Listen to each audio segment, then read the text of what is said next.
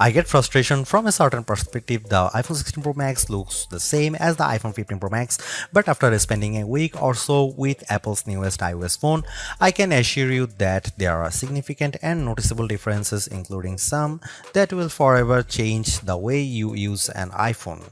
First, this phone is bigger. The titanium body is slightly larger and 6 grams heavier than the iPhone 15 Pro Max. The screen is a hair's breadth away from 7 inches, but the Super Retina XDR OLED screen is larger not just because of the chassis. Apple slimmed down the bezels on the iPhone 16 Pro and Pro Max to give you a giant 6.9-inch canvas of bright, colorful pixels. The other major difference is a new button on the right side below the power or sleep or Siri button. Apple would prefer that we do not call it a button, though it is in part 1. You can press the recessed camera control button down and it moves, but it also has a haptic response that makes light presses feel like the button is moving. It even includes gesture recognition. While the new button's name and its primary utility speak to photographic pursuits, this is a customizable control that will soon offer one-press access to Apple's new Visual Intelligence Object Identification feature. On the inside of the iPhone 16 Pro Max is a faster and more efficient A18 Pro. It's not hugely different from the A17 Pro that came before it, and most customers will never tap into its true power, but it's clear to me that Apple's Pro line of smartphones are more than ready to live up to their names. If there was ever a pocket supercomputer, the iPhone 16 Pro Max might just be it. All this hardware is in some ways no more than a vessel for Apple's next big thing, Apple Intelligence.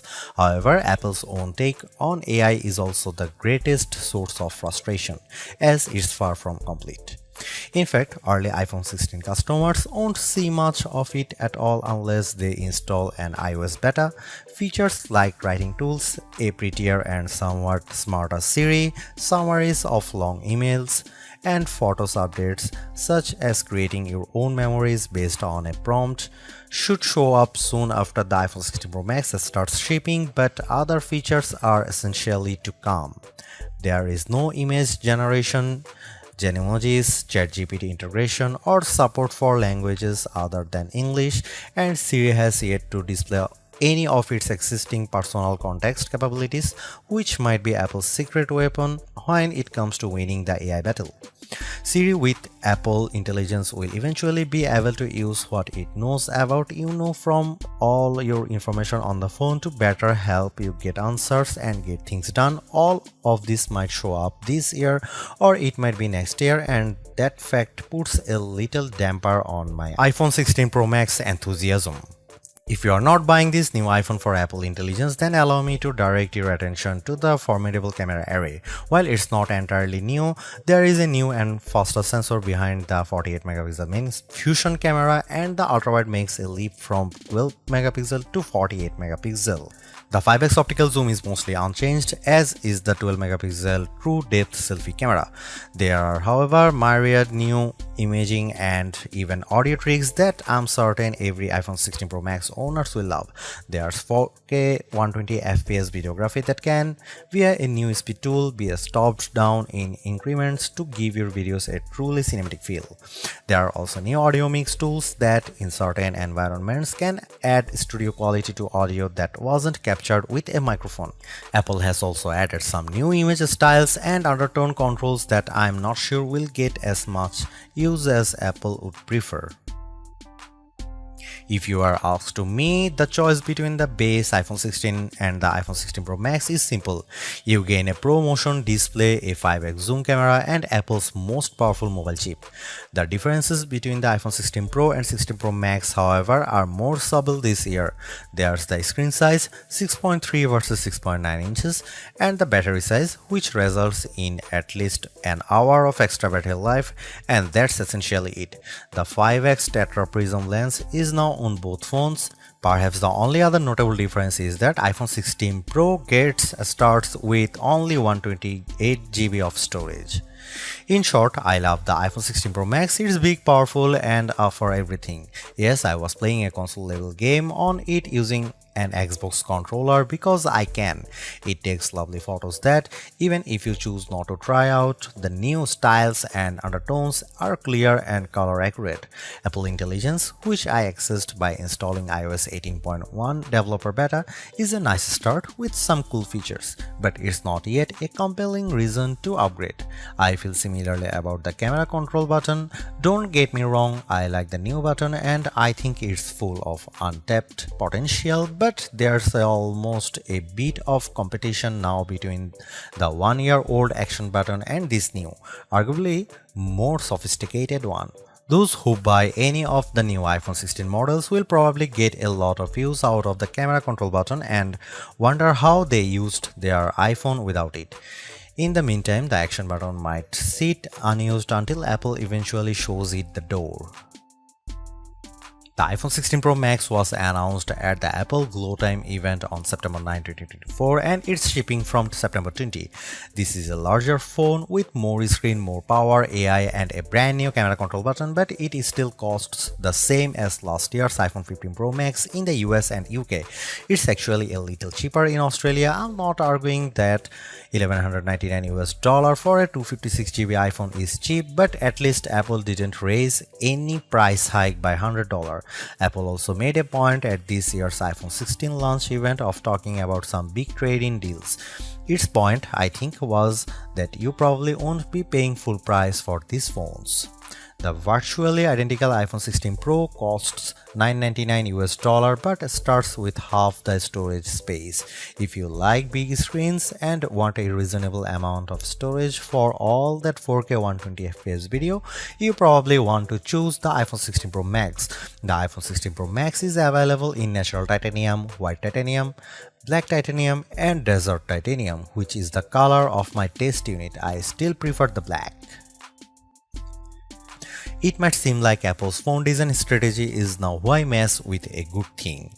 In some ways, that's true. The iPhone 16 Pro Max doesn't stray far from the aesthetic first established with the iPhone 12, but also carries forward the myriad challenge made over the last few generations, like the smoothed out edges and new action button which replaced the silent switch on the Pro models last year.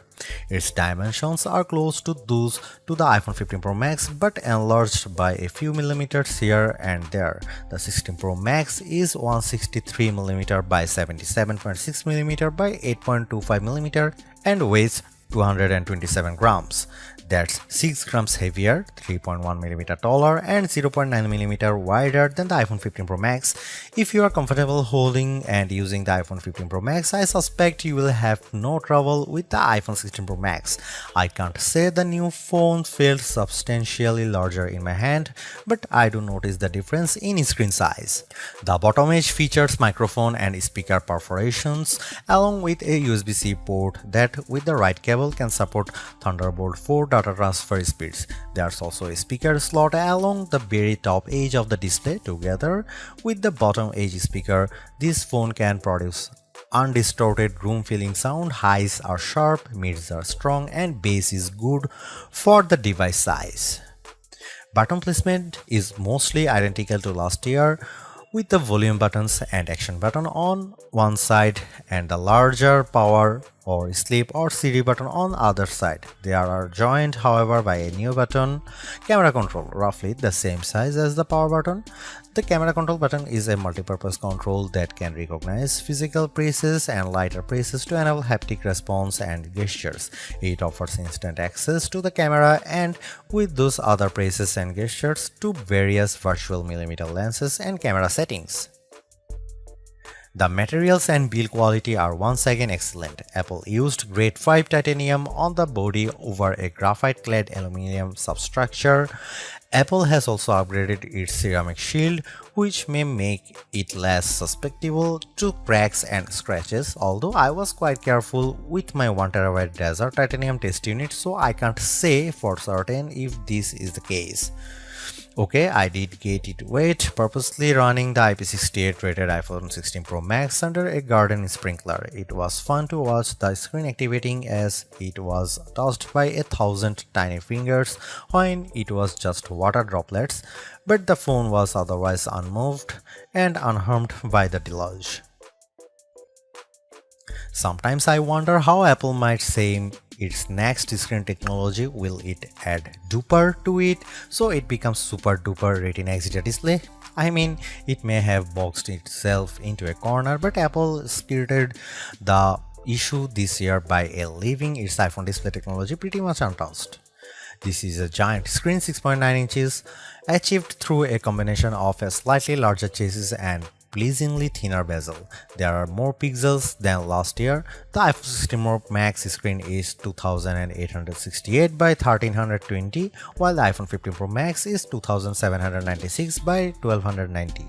There's more pixels but not a higher density. This is still 460 ppi and so falls behind the Samsung Galaxy S24 Ultra's QHD Plus display, at least on the ppi front. Apple also didn't mess with the dynamic island, which remains a useful and fungible information peel in the upper portion of the screen. It houses Face ID, depth sensors, and a 12 megapixel true depth camera. The camera takes excellent selfies and is my go-to for biometric unlocking. While the display's core specs haven't changed, they are worth noting. It's a white color gamut screen that supports HDR. True Tone always on display means you can see a less saturated version of your lock screen without unlocking the phone. 2000 nits of peak brightness outdoors and Pro Motion. Speaking of which, everything I did on the iPhone 16 Pro Max looked fantastic. I don't even notice the dynamic island when it's inside one of my games, and streaming videos via the likes of Netflix tends to crop out the cutout. While Apple hasn't radically changed the iPhone's camera array, there are enough changes in hardware, software, and image processing, along with the aforementioned camera control button to make the imaging system feel fresh and new. On paper, we have just one notable megapixel upgrade, the 48 megapixel ultra-wide camera, which will not only improve wide-angle shots but has a measurable impact on macro quality. Still, even though Apple didn't squeeze a much higher pixel count into the main camera, it did upgrade the sensor and is promising much faster shutter speeds, and the autofocus is now enhanced with dual autofocus sensors.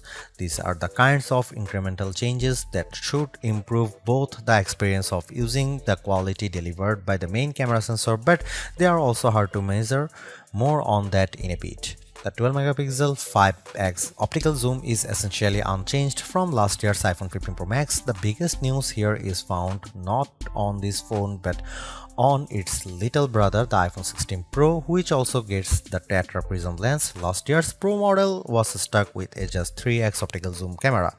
Similarly unchanged is the 12 megapixel FaceTime camera on the front. Here are some camera samples of iPhone 16 Pro Max.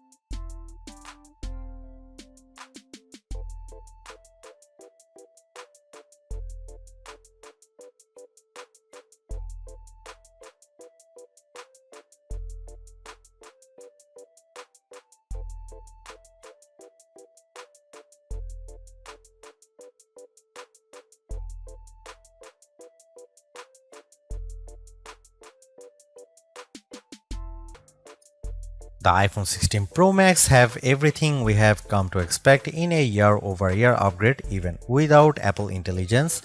The 6.9-inch iPhone 16 Pro Max have a slew of upgrades including a good battery life, outstanding photo and video chops and iOS 18. The iPhone 16 Pro Max are excellent phones worthy of a spot in your pocket if you can afford them.